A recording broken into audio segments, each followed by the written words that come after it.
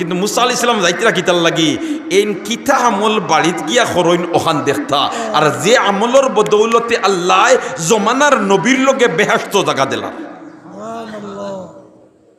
বাড়িত গেছেন মুসা আলাইহিস সালাম খরইয়া আর বেটা আগুইয়া দেখুন গিয়া বেটায় তার বেগ বাগ ওটা থইছে আর তোয়ার বাদে দুলনার মাঝে কঙ্কালর মতো একজন মহিলা শরীরও খালি হাড্ডি আছে কোনো গোশত নাই।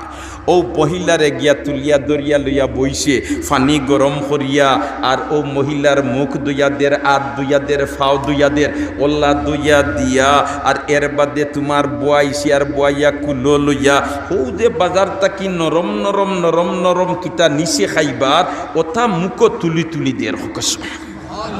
মুসা আলাইহিস সালামে কইন্দে বুঝলাম না ই বেটি দিয়ে আইয়া ই আল্লাহর বন্দায় সারাদিন মেহনত করিয়া আইছে, সারাদিন মেহনত করিয়া আইছে আর আইয়া আরাম করতো রেস্ট লইতো। এখান দিকেও কঙ্কালের মতো মহিলারে তুলিয়া বয়াইলো, মুখ দোয়াইলো, হাত দোয়াইলো, ফাও দোয়াইলো, এর বাদে তোমার সুন্দর করে শরীর মুছিয়া দিয়া আর তুলা তুলা করে কিতা মুখ তুলিয়া দের। আর ও সময় ও কঙ্কালের মতো মহিলা যেন এই বিড়বিড়াইয়া কিতা হইতরা মুসা আলাইহিস সালামে কোনটা বুঝিয়া উঠতে পারল না। ও মুসা আলাইহিস সালামে দিকেই নিছেন বলে তে আল্লাহর বন্দা ও যে তুমি সারাদিন কষ্ট করিয়া আইলা, ব্যবসা বাণিজ্য করিয়া আইয়া আর এখন তুমি এই বৃদ্ধা মহিলারে তুলিয়া আর তুমি বয়াইয়া মুখ দোয়াইয়া দিতরাই, হাত দোয়াইয়া দিতরাই, মুখ তুলিয়া খাওয়াইতরাই, এই তোমার খেয়ে